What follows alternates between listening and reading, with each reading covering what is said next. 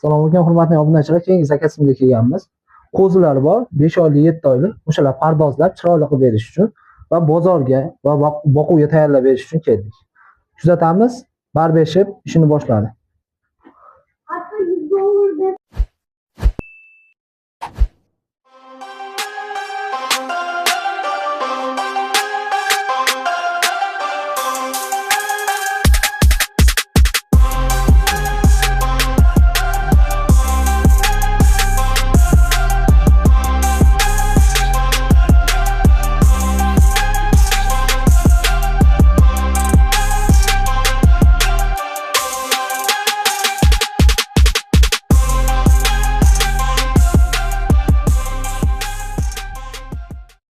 Hurmatli obunachilar, mana chiroyli qilib yungini olib bo'ldik.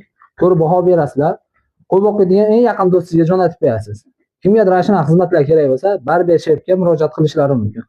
Obuna bo'lib, like bosib qo'yishingiz esdan chiqmasin.